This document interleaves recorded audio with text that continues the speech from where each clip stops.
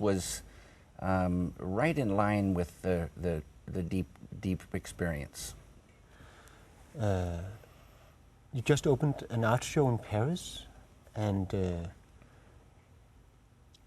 at that opening you talked about electricity, noise and electricity as some kind of inspiration. Mm-hmm.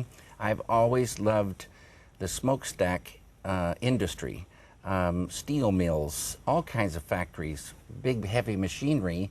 The sound of this is so beautiful. The fire and the smoke, all the textures, incredibly beautiful. It was bad for the environment, but beautiful for textures and sounds. And now these factories are even more beautiful, some of them, because nature is reclaiming them. So it's man and nature, much organic phenomenon occurring, and it's very beautiful to me. Electricity. You have a different view on this than Al Gore. Than Al Gore, yeah. Well, I understand, you know, that we do have global warming, and we've got to do something. To me, we have to do a lot of things, but the real cure for human beings and for our dear world family, our dear world, because this unified field is our home. Everybody came from this. Every tree, every universe came from this. We can visit this, enliven this, enjoy this. We can unfold our full potential. The full potential has names: enlightenment, fulfillment, liberation, freedom. It's so beautiful, the human being. Enlivening this in world consciousness, negative things go. The war in Iraq, the tensions ease away. You meet friends, not enemies in the world. The key is unity. Enliven unity in the midst of diversity. You have peace on earth. And it's not a boring peace, it's a dynamic peace. So are we affected by Ole right now, you think? We are. They say the human being is like a light bulb. If you go into a room with an angry person, you don't enjoy that. No one likes being around a truly angry person. So Ole has an effect on our conversation? You begin to glow with, you know, positive. The unified field has got many qualities, and they're all positive. You enliven that, people love coming to sit down next to you. They love to talk to you, they love to be with you. And it's just that way. You affect yourself and you affect your environment. You can do it with negativity, everybody understands that, but positive is way more powerful, way more powerful. But Mr. Lynch, talking about, you know, I've always thought that people meditating were, you know, vegetarians, but you drink coffee and you smoke cigarettes. Yes, you don't have You can have a cigarette right now if well, you want bless to. your heart, I might have one. You don't have to give up something. You just add the daily dives and watch things get better and better. Many people, I'm an exception, many people, their urge to smoke lifts. I stopped smoking for 21 years when I started meditating. But I just love tobacco. So I'm back enjoying smoking. I've always enjoyed coffee. You don't have to give up something. This form of meditation is for the householder, they say, the men and women of action.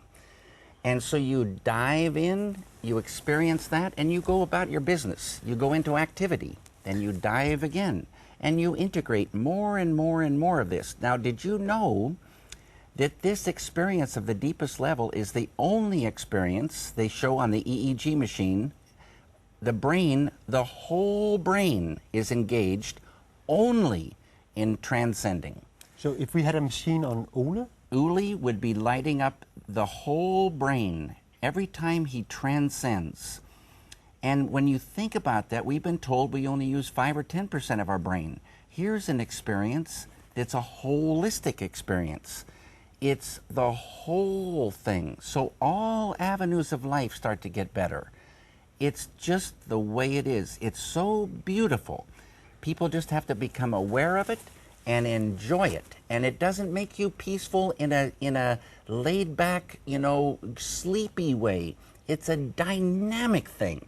You, as an artist, no artist wants to give up their edge. Mm-hmm. No artist wants to be weak. They want to be stronger. They want to believe in what they're doing and put force and everything into it. They want that creativity to flow.